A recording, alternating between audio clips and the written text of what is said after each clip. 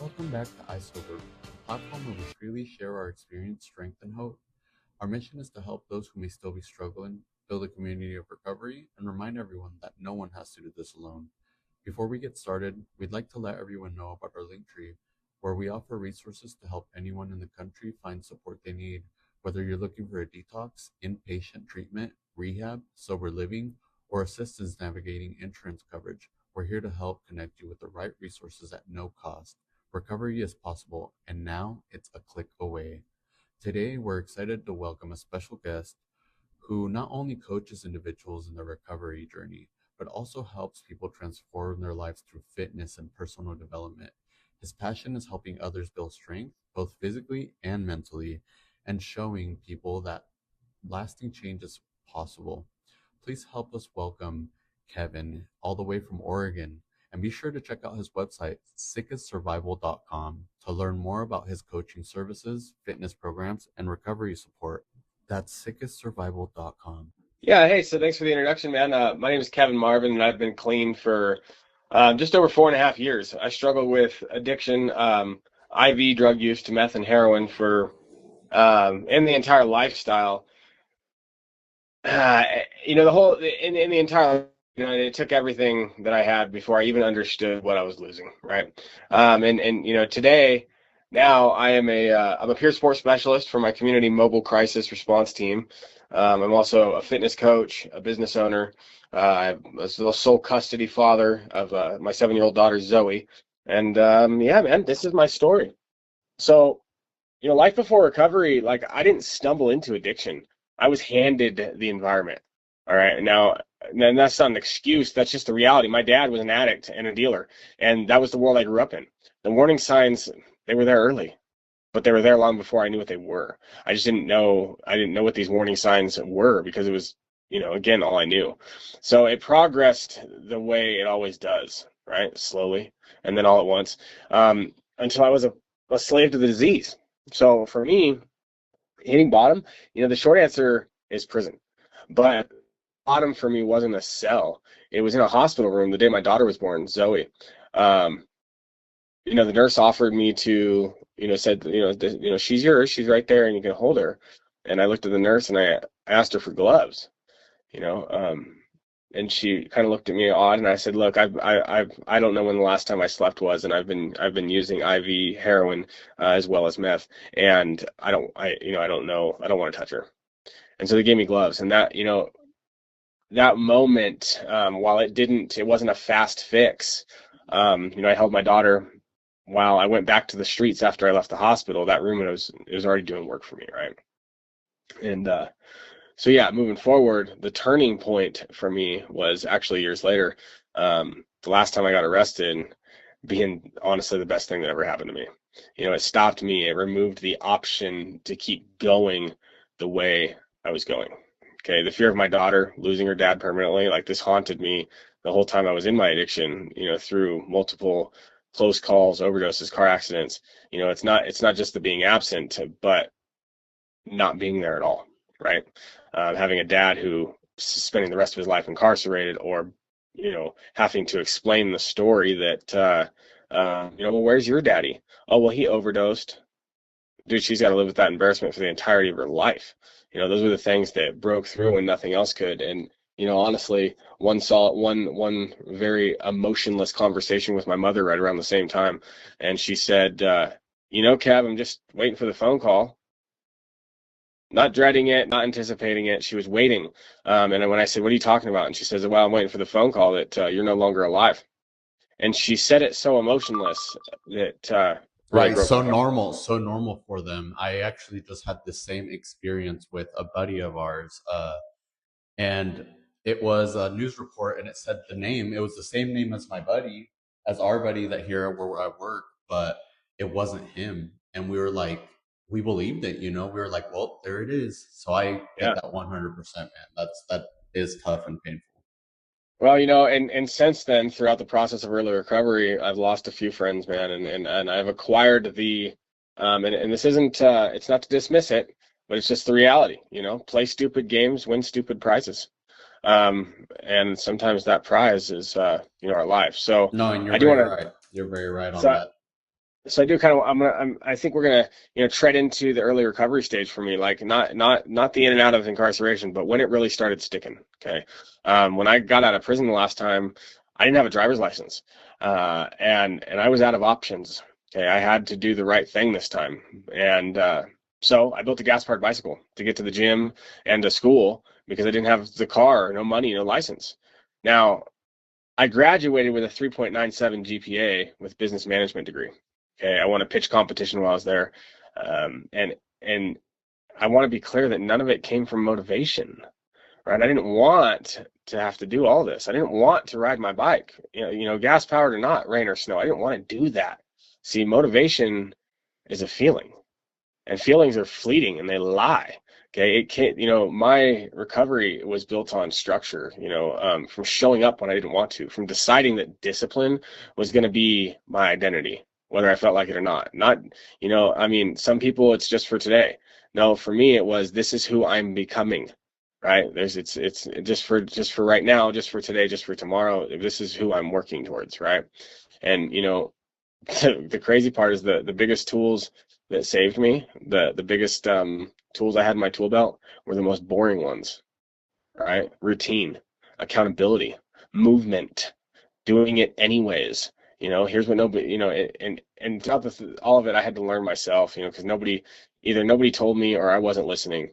Okay, but every time you make the choice to show up, you're literally rewiring your brain. You're building new pathways. You're not fighting who you are anymore, right? You're becoming um, someone new, but on a biological level. I think that the science behind what we know these days is pretty important, So um, today, what recovery looks like for me, and everybody's recovery is different, and I want to make it clear that I respect everybody's recovery. Now, I don't identify as an individual who's living in recovery any longer.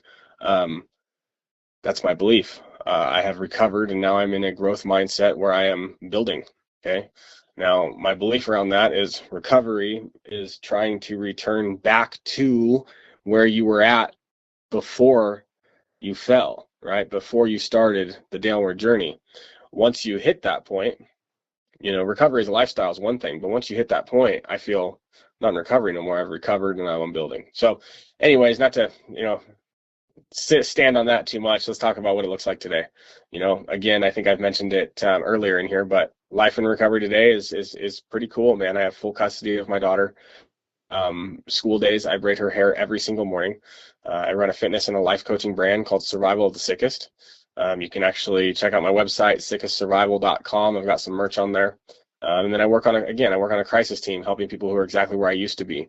People who are homeless, they're struggling with addiction, they're struggling with mental health, suicidal ideation, things like that.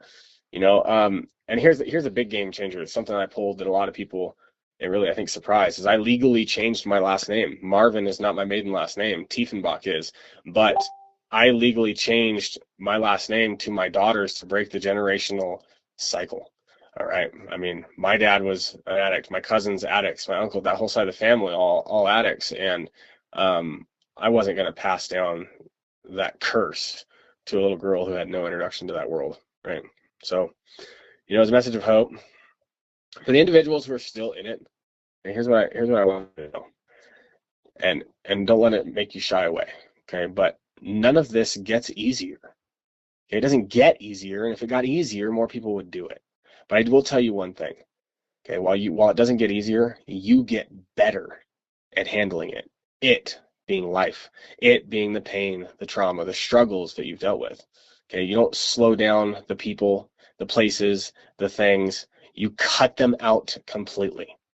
Okay. Yep. I know that's hard for somebody. No, yeah, cut out the cancer, man. That's exactly Cut right. it out, and it's hard for some people because they have moral compasses that revolve around love and loyalty and family and all these things, and I hear it.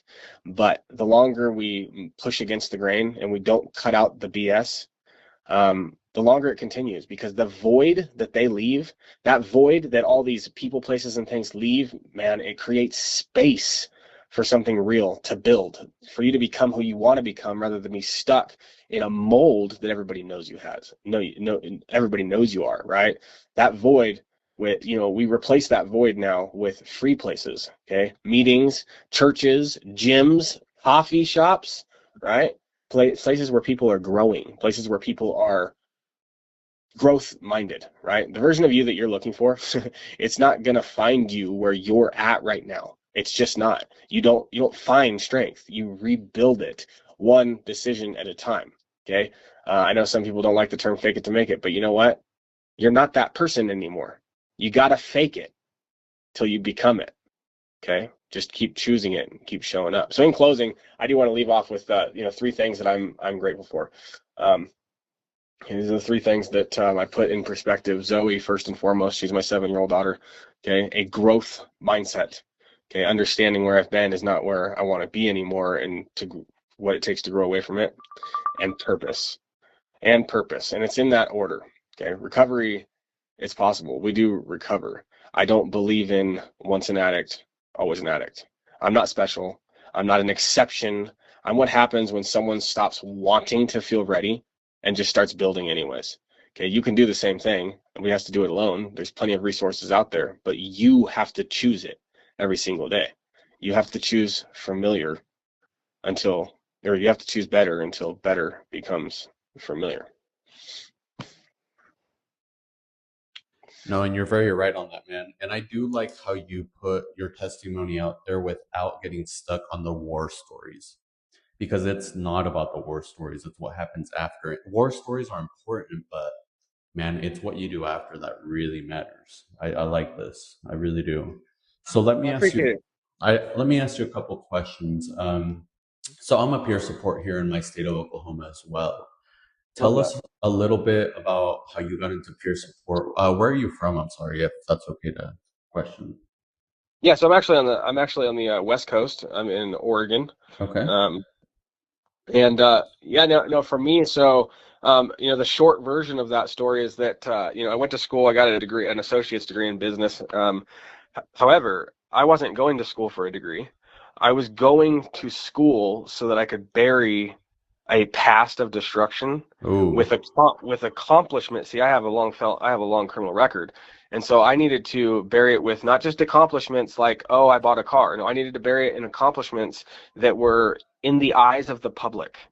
Um, so what I did is I joined groups. I joined all kinds of different little things, public speaking chances, opportunities where there was going to be publicity, so that when my name was Googled, it wasn't no longer drugs and guns. Okay, so in doing that, I found that I don't like recovery. And what I mean by that is the industry itself. Okay, I don't like a lot of the old school sayings. While they do work and have worked for millions, I don't like a lot of the old school stuff, because a lot of the old school stuff was based before the brain science. It was based before the CBT, the the DBT, the different types of therapy that we can go through and learn about what we need to do. Right now, these things are sold, or maybe not sold, but they're offered inside of the programs, inside of churches, inside of all this stuff. However, a lot of people get caught up on the whole God thing. Okay, and it sucks because in early recovery, I think that there's a higher majority of individuals who are not going to show faith or trust in correct. a power greater than Correct. themselves. While they believe in something, oftentimes they believe that something has been working against them. And there's other little terminologies like, and so here's what finally turned me away and got, and made me switch my degree right at a year, one term before I finished my KDAC. Okay, I I did a speech on the harm reduction kits that were being offered a few years back. Now, these harm reduction kits that were being offered in my area was a bag that had naloxone in it, but it also had Brillo, a glass tube, the utensils needed to smoke dope or smoke crack or smoke heroin. And the ideology that was passed down from individuals that have read books was that addicts know who they shoot this drug, they inject intravenously, it's going to kill them. So if we offer them a different utensil to use, well, then they will choose the one that they will less likely die from. And it flipped my lid. Okay, I did multiple speeches on this, and it really set me off, because at the time I was in the middle of fighting for custody of my, again, at the time she was 4. And In doing so, the only thing that could go through my mind was, she's less than 2 feet taller than the ground, right? And I know when a cop drives by, if I had a glass pipe in my pocket, if they drive by, I'm going to throw that damn thing on the ground. Okay, well, I smoked enough dope to know that when you drop a pipe on the ground, the only thing that breaks is the bowl, and now you have a pretty glass straw covered in drug residue. Not okay. I was so very, very passionate about disagreeing with it that I changed my degree to business. I thought that I could make a better impact. Well, in doing so, I had already made quite the impact in the world that I was originally in, and a place called Klamath Basin Behavioral Health, which is the behavioral health organization here in my town. A couple of their higher up people basically reached out to me and said, and that's when I also got to add that I was growing through some mental limitations of my own, right? For instance, as with the story I just shared, being so upset about this harm reduction kit and deciding that that wasn't the industry I wanted to be in. Well, I grew through some of that and realized that no, okay, I have a voice and I'm going to make an impact in that industry, and I'm going to help to push my beliefs on the people that I can serve, because, well, I feel that, while lots of things work, I know my way does too. No, I really do, man, and that's great. That's awesome, and I'm glad you kind of hit on this. And if this is too personal, feel free to not answer, or we can just move on. But I've just noticed a lot of the guys that I help here where I work, they're in custody battles, and they let that get in the way of the recovery, or it drives the recovery. Is there any advice you can give to someone who is perhaps getting sober for for their children, or go into custody battles and getting sober? Is there just any advice you can hit on for that? Yeah, and my advice is very, very direct on this, okay? It's the reality. You being anybody are not going to be able to do this for your wife. You're not going to be able to do this for your children, okay? We have to frame it as doing it for you. Now, with that being said, you being anybody can have it all back. You can have everything back, and you're going to reach limits you've never thought you could reach if you prioritize yourself.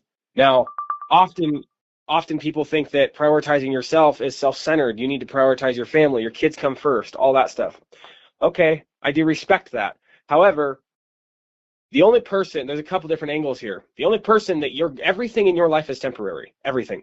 Your mom, your dad, your significant other, your kids, some of them are a longer temporary. But the one thing in your life that's not temporary is you.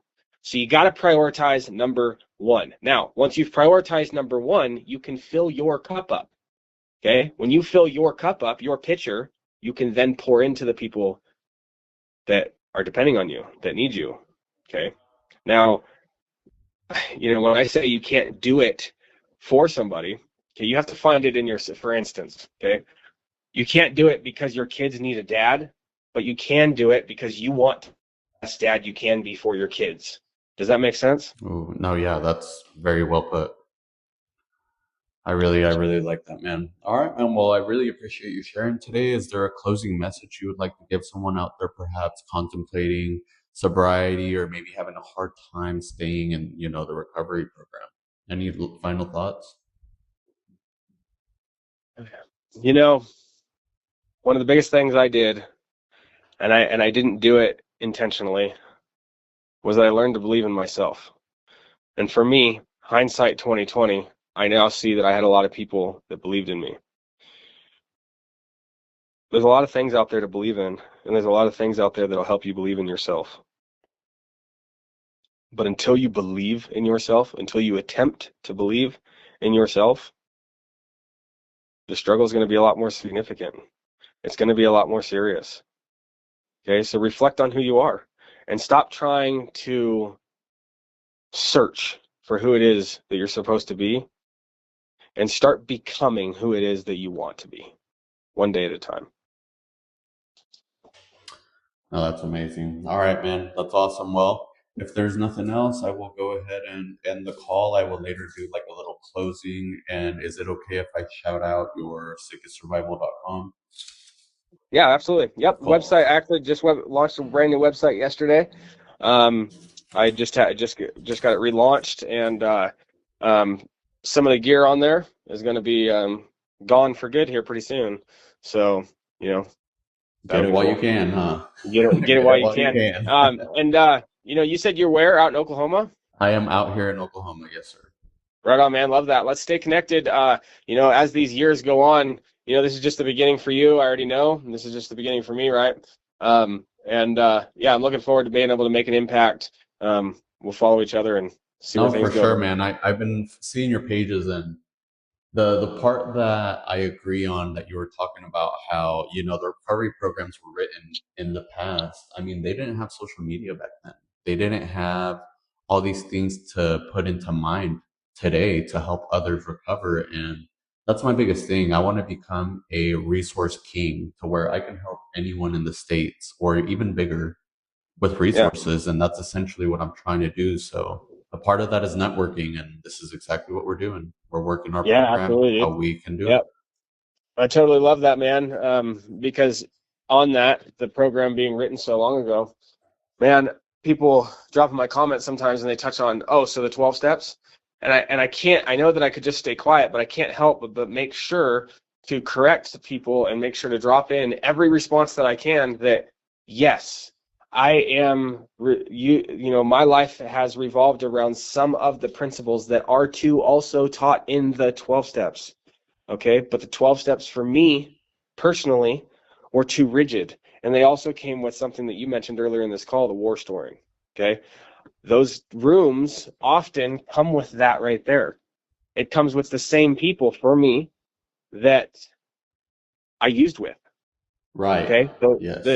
whether we're getting clean together or not, I used with them. So when they have a slip or they have I'm attached to them in some way, whether I want to admit it or not. Right. It affects you. You're watching Right. them, in live. Yeah. And so, on the brain science and the things that keep people away from the rooms, also people like there's a lot of people that say, you need Jesus. Jesus is the only way. And it kind of upsets me, and I'm getting better at responding to that, but it kind of bothers me because what that states to somebody that is vulnerable and somebody who is struggling is that they're a lost cause because If they you can't don't find believe, Jesus. right. If you don't believe, you're done. Right. And while the belief is valid and it's very real to some and make believe to others, it's still something that works. And if it works, work it. I support it. Just don't sell it as the only way. Right. And that's essentially why whenever I first had this vision for this podcast, I was kind of centering it around a certain group. But then a mentor of mine, mentioned to me, like you have to read the traditions of, the groups because you can't go out there and, violate the traditions. Then it just goes against it. And I'm like, I do get it, but they didn't have this technology back then. And I did honor that, I don't mention any type of group here, me and my sponsor told me, like you have no control what those people say on there. And I said, you're very right. And I said, but what I can do is sell this as a recovery. You can rather be, I did a podcast the other day on someone recovering on, their life from abuse. They weren't an addict themselves. It was just an abuse type of podcast. This is a recovery podcast to help with resources, to help me, to help you, to help the next person suffering. It's, I'm not getting lost in, oh, you have to believe in God to listen, or you have to, and that's a very closed off line. And that's just, if No, you and do, I think which I mean, I personally do believe in life very so right, deeply, but I'm not going to push that. I'm right. pushing recovery, not that itself. Well, see, and that's why I believe that you and what you're doing is going to go a long ways, right? Because I think that people get so caught up in like they just get so caught up in like dismissing something that will work for somebody because it's not the same thing that worked for them, right? And you know if we want to make an impact, it's kind of, I don't know if you can connect the dots here, okay? I don't know if you use AI on things, okay? But there's a lot of people who are resistant to using AI, right? Hmm. Okay, they're resistant to using AI because of the negative stuff that it brings. Well, what they think that it brings, the demonizing of it, and the worries, all that stuff. Okay, well, we have to evolve.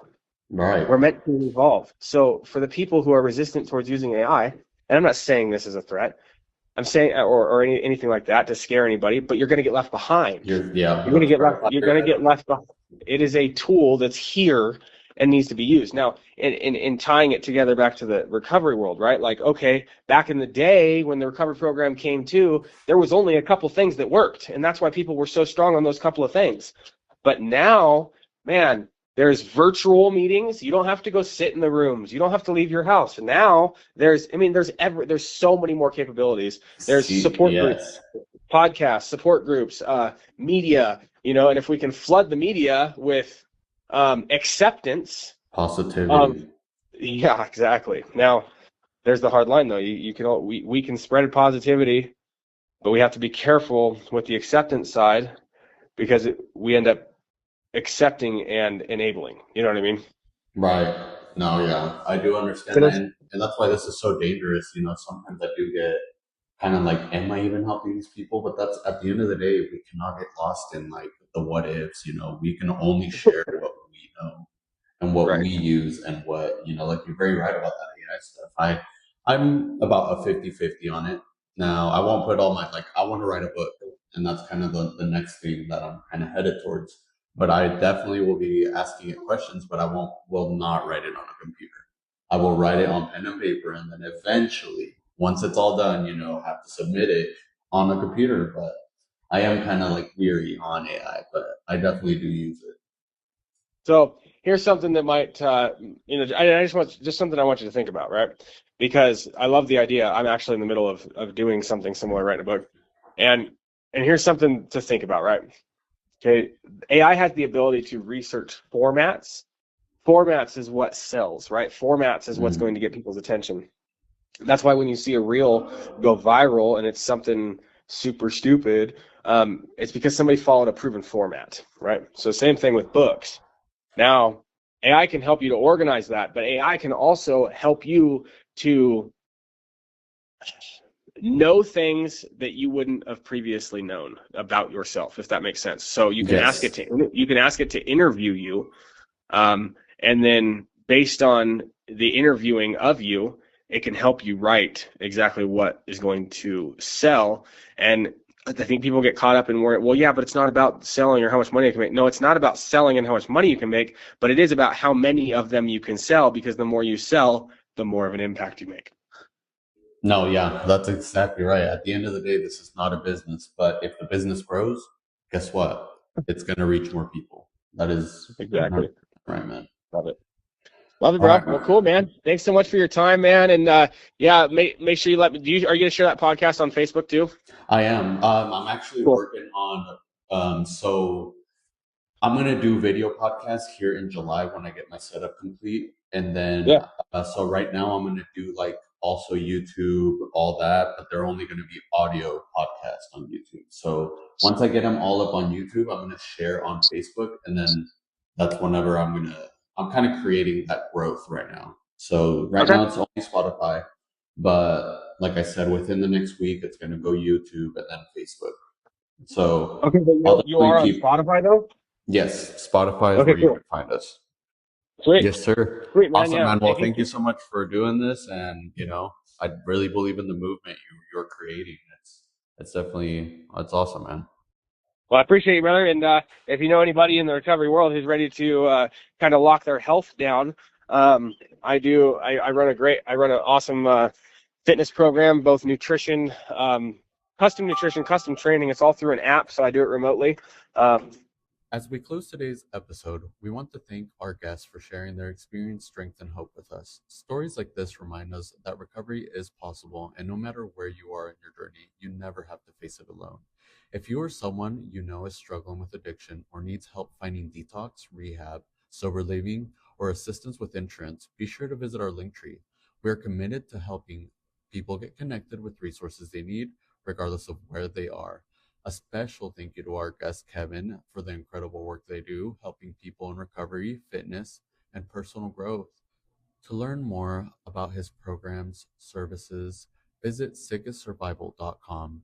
You can also check out my TikTok page where I will be tagging our guests so you can connect with them directly and follow their content, which I highly suggest. If you enjoyed today's episode and would like to share your own testimony on iSober Recovery Podcast, we'd love to hear from you. Reach out to us at isoberpodcast@gmail.com. Your story can be the message that someone needs to hear to get their first step towards recovery.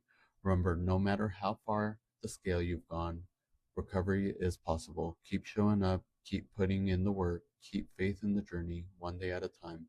Until next time, stay sober, stay strong, and help carry the message. Welcome back to iSober Recovery Podcast. We're excited to share that we're growing from being just a podcast into something much bigger, a website built to connect people with recovery resources all in one place. Our mission is simple. If you or someone you love is looking for help, we want to make it easier. Through our website, you'll be able to search detox programs, rehabilitation centers, sober living homes, interest assistance, and other recovery resources no matter where you are. We're also building a platform where professionals can work together more efficiently. Case managers will be able to connect with one another. Sober living homes will be able to post real-time bed availability, and treatment providers can collaborate to help people find the right level of care faster. Recovery works best when we all work together. Today's guest has experienced recovery through many different stages. Their story is one that I know will encourage a lot of people.